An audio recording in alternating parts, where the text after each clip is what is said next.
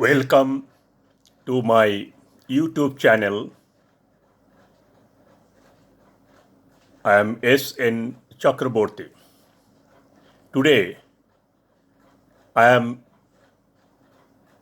giving a talk on biotechnology, intellectual property rights, and emerging opportunities of livelihood with special reference to India. 1980 was a turning point for biotechnological research and its commercial endeavor. General Electric Company of USA had chief scientist Dr. Ananda Chakraborty. Dr. Chakraborty invented an algae. This algae is for eating up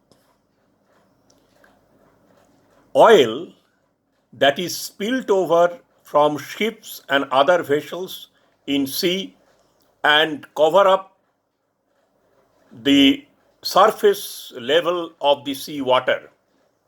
That was creating huge hazard for aquatic life. Anand Chakraborty discovered an algae which can eat up oil from the sea water and clean it up. But for applying it in the actual function, General Electric had to obtain a patent permission from the appropriate authority. So they applied for a patent right, but court declined to give because algae is a life and nobody can claim ownership over a life. Like I cannot say that I am owner of my children. So a human being can be involved in the process of creating a life, but cannot own any life. So court on this ground could not give patent right over algae to General Electric. Finally, in 1980, they gave a conditional permission, and that opened up a new opportunity and new horizon for biotechnology. Immediately, the message that has gone to the world is that even if a life can be invented today or tomorrow, a patent can be obtained on that. And you all know their pharmaceutical product hugely depending on discovery and innovation of life, which in different forms, whether it's a bacteria, whether it's a algae, whether in any other form. So therefore what happened, those who are looking for a business prospect, they immediately queued up in the biotechnology sector and found that it could be a potential area from which they can make a good fortune.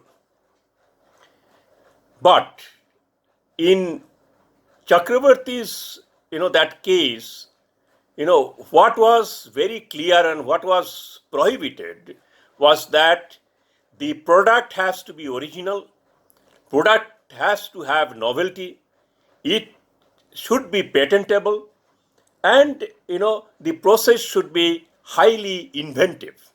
Unless these conditions are fulfilled, that particular product cannot be patented. So therefore, these investors have to be very careful that all these criteria are fulfilled. Second is that this case did not resolve that whether if they obtain patent in a particular country, that product can be taken to a foreign market for marketing, or if somebody innovates something in a foreign country and then comes to another country and tries to get it patented, whether this would be possible or not. These areas were not resolved in 1980s, Diamond versus Chakraborty case in USA. But whatever might be the problems, there was no dearth of investors investing money in biotechnology.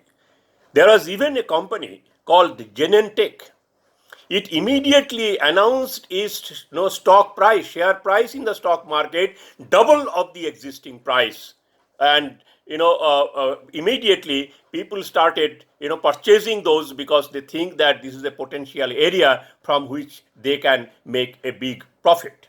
So this is how in 1980s suddenly gave a huge momentum to biotechnological research, innovation, production, and its commercial opportunities or potentials. So this is how it goes. Now, it is not only this, what you call this algae, but at the same time, even genetically modified food. Okay, that was also trying to get an inroad in the international market, and slowly it was going on in the 80s. But suddenly in the late 80s, there was a sudden spark of globalization. So globalization started, coming in from the late 80s, 1988, 89, 90, and we all know India, even in 1991, April, it announced liberalization of economy. By the time many countries in the West, they already adopted the path of liberalization. Now, what liberalization does? It enhanced mobility of labor, mobility of concepts, mobility of goods, and mobility of also various products. And then connectivity. First, it is connective. It's connecting through information and communication technology, and secondly through aviation sector and various transport sector. Also, the mobility and connectivity of that goes up. And then the economic interdependence, through global value chains, many companies, they come together either in collaboration, in partnership. Therefore, at the world level, several initiatives emerge simultaneously in a chained manner. So this is what the globalization opens up for the commercial sector. Now, with global trade has emerged, at the same time, intellectual property right laws also become stronger. Now, initially, for a long time, the world was controlled by General Agreement on Trade and Tariff, that is called GATT, G-A-T-T, which was formed in 1947. But in 1988, people started feeling a problem that GATT does not fulfill or give enough support to globalization effort. Therefore, they started searching for a new platform which has more regulatory power. Basic problem of GATT was that it has dual, position. It can take a member country take one position at the national level or domestic level and another at the global level or international level. Western countries, which were dominating the trade till that time, they were creating lot of artificial tariff and non-tariff barriers, and because of that, developing countries and those who got their independence in 1947, 50, 60, 70s, they could not make any inroad in trade and commerce at the international level. Now, after that, they started debating on that. As a result of it, World Trade Organization emerged. World Trade Organization says that there cannot be such kind of artificial barriers in trade. There can be a problem in political system for various reasons, but international trade and commerce cannot suffer for that. So this is basic principle that WTO follows. Within 1 year of WTO came into force, another law comes, or another rule comes, that is called trade related intellectual property rights, that was introduced in 1995. This is how intellectual property rights get closely linked and becomes an integral part with international trade and commerce. During this period, that is 1990s, another major political development took place at the world level. First, the Cold War came to an end. So two rival blocs, USA and USSR, that comes to a end because USSR collapsed. For the time being, USA was dominating, but in no time, European Union came up as a major force. Then SARC was formed. Then African Union came up, and then in South Asian countries, Southeast Asian countries, they revived their organization called ASEAN, and then even in West Asia, these Arab countries, they formed their own union to assert their position. So this is how a slow shift from unipolar to multipolar world was evident at the world level. What happened? Initially, as we said, that because of the colonialism or because of the whatever other reason, now trade was in the control of the West. So therefore, even in the biotechnology sector also, West had a domination. So therefore, in the developing countries, whatever research, whatever innovation, whatever production was taking place, it was basically the finance and investment and technical supports were coming from the West. So they were dependent on the West. So therefore, Western domination over biotechnological sector was continued for a long time. And through this, MNCs and TNCs, they kept control over it. So they knew about intellectual property rights. So therefore, they knew what to patent, how to patent, where to patent, in which way to patent. So they were constantly patenting it. And those the local producers, they are in the third world countries, even the consumers were in the third world countries, they did not know about it.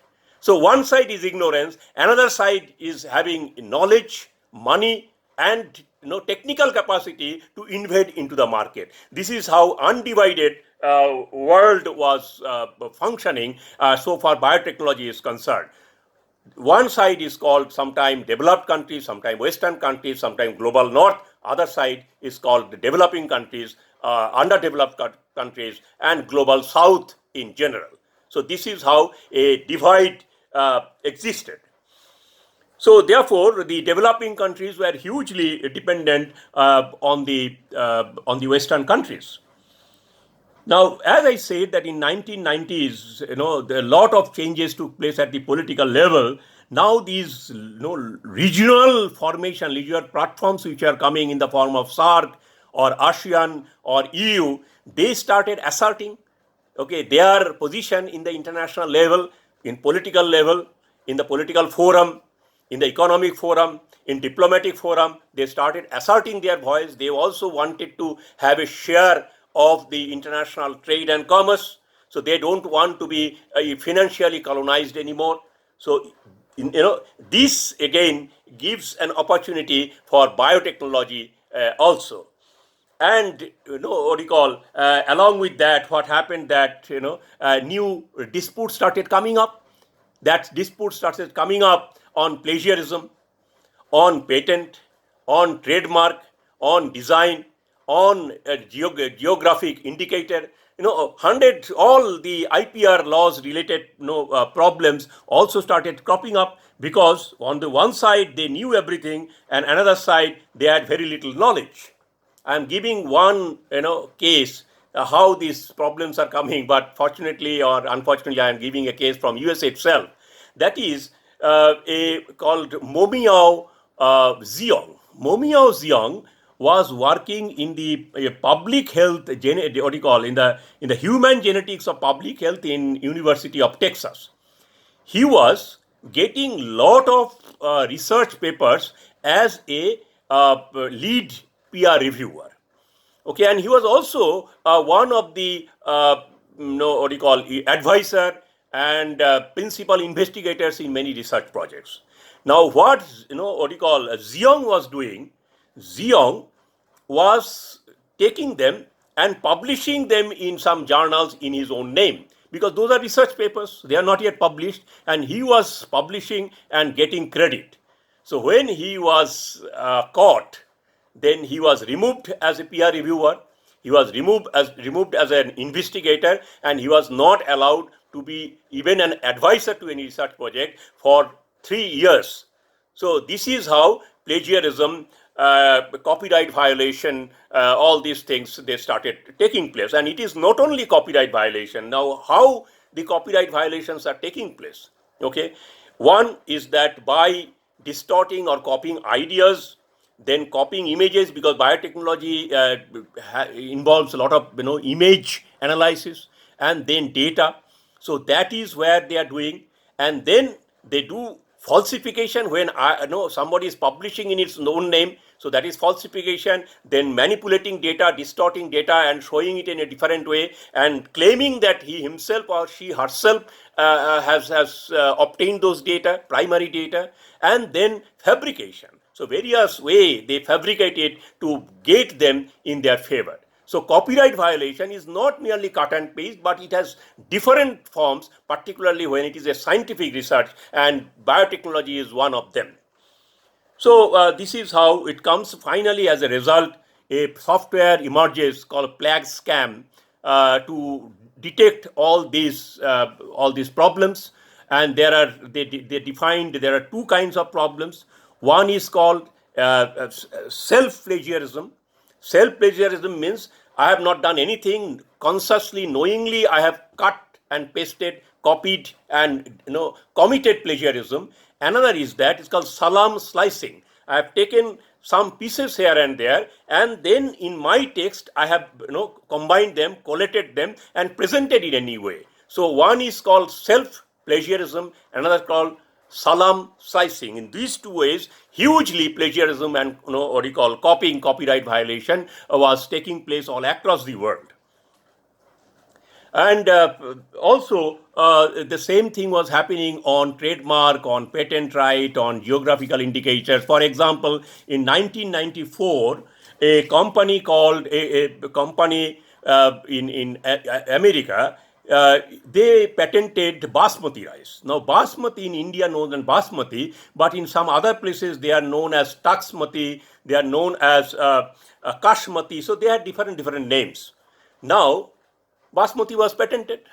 So once basmati is it is patented as basmati, and therefore Indian companies cannot use basmati in any of their product, because patent prohibits you to use that particular name which is patented in any other product. So therefore India could not buy the basmati. So one of the Indians then fought against that company, and that case went for as long as around 15 years. After 15 years, India got its patent right back, and India proved that basmati requires a particular atmosphere, particular temperature, particular moisture, and then only that particular basmati which India produces, that is possible, and therefore America cannot do it. It's a long story that how basmati patent has been returned to India. So this case was known as Sophie Reviran versus Naza El Beni. Okay, Naza El Beni. So this is the case which was settled in 2009. Then another case happened when West Indies. West Indies had a very peculiar cotton, again genetically modified cotton called Sea Island cotton. Now some of the companies, they were selling it, saying that it is a Sea Island cotton, but actually not a Sea Island copy. Okay, this is a violation, but people were thinking that it is Sea Island cotton, therefore they are paying more price to get them. Same thing happened with our Darjeeling tea. Now, Darjeeling tea had a worldwide market, and we get huge revenue from exporting Darjeeling tea. And Darjeeling tea is a specialty because it can have that taste because of the what you call slope, because of the monsoon pattern, because of the moisture, lot of conditioning which is available in Darjeeling hill areas. Now, many other companies, they started dumping lot of varieties of teas and claiming all are Darjeeling tea. So every package has a name Darjeeling tea and people are buying it. Government of India had to go to the patent office, then get it patented as Darjeeling tea under GI. Now, why it was taking place for a long time? Now, what happened? You know, in 1990s they got liberalization, but these countries did not have necessary IPR laws in their hand. Old laws, sometimes colonial period law, very old-fashioned laws, obsolete laws were there. They could not fight with that. For example, that India had to get most of them, okay, either amended in 1990s or got new act. For example, Design Act, GI Act, GI means Geographical Indication Act, then what do you call Integrated Circuit Act. All the acts India had to introduce, enacted, and Copyright Act had to be amended again and again, and up to 2013 it had to be added to comply with the WTO and TRIPS regime, so that India can stop this kind of foreign companies to capture our market, and also Indian companies can get an inroad into the foreign markets. So this is how it happened. And for example, that India also started producing its own various products under the Make in India program, you all know, and biotechnology sector also got a major place in those new initiatives. So what happened, that as a result, now the countries in the global south, their participation in the world market enhanced, increased. They invested more in research, more in innovations, more in production, and more in market intervention at both at the national level and at the international level. And biotechnology sector also gains from it. Then these countries like India has developed a very comprehensive IPR regime. So therefore, other countries just cannot come in and start a business here. So a lot of other conditions are there, and also we can fight with them. And the government of these countries, they put absolute control, sovereign control over their natural resources, over their biological